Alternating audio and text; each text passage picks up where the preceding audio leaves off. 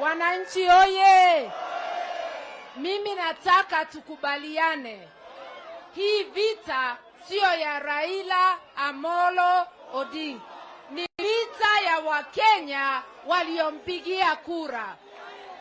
Uelewe hiyo kura yako ingekupatia unga kwa bei nafuu. Ujue ya kwamba mtoto wako kutoka hii Januari angekuwa anasoma bila fees.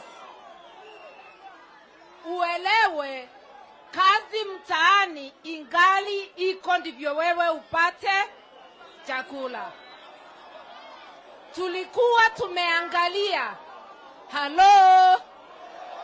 Tulikuwa tumeangalia kona zote na tulijua Kenya iko na pesa ya kuteremusha gharama ya maisha, bei ya unga, ya kulipia mtoto fees na pia ya matibabu.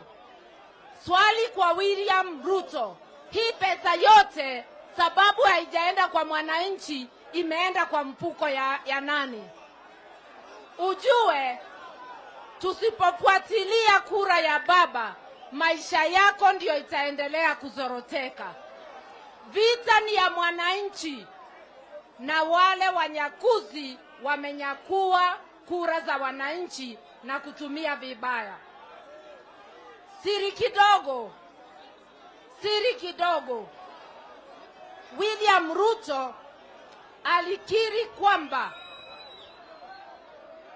security ya Chebukati ilikuwa ni yeye alitoa.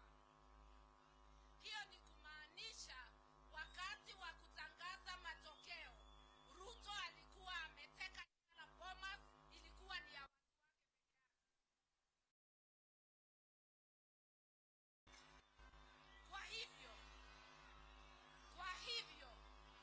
Kwa hivyo Ruto alijitangaza mshindi kwa uchaguzi ambaye alikuwa ameshindwa na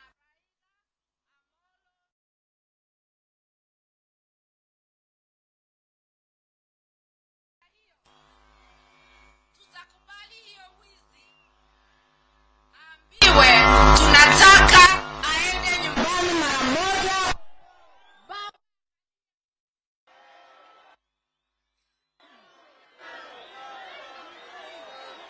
Nataka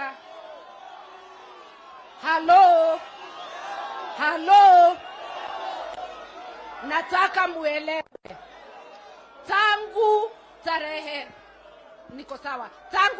10, tangu watangaze matokeo ya badia, hawajatumia katiba ya Kenya. Kenya inaendeshwa kinyume cha katiba, na ndio unaona wizi umeongezeka, na pia ameteua watu ambaye wamekataliwa na katiba. Kazi yake imekuwa ni matusi, ni kutoa matusi kwa viongozi na matusi kwa Wakenya. Tutakubali utawala wa kimabavu? Mumekubaliana na yale mama amesema ya kwamba William Ruto aende nyumbani?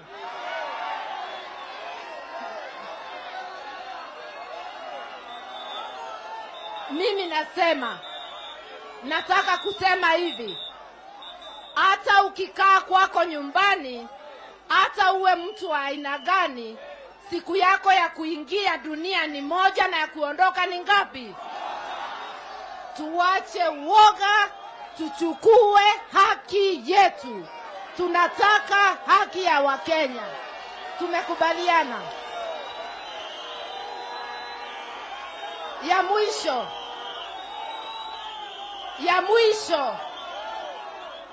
mwisho, hatutakubali vitisho vyako William Ruto. Wewe unaendelea na mikutano yako, na ukisikia baba ako na mkutano unaanza kutoa hotuba. Nenda ukatoe hotuba kwa wafuasi wako.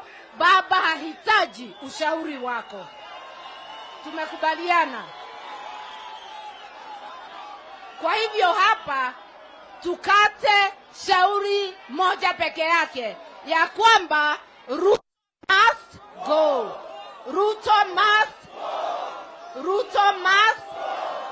Now must go. Ruto must go. Ruto must go. Tujikomboe sisi wa Kenya.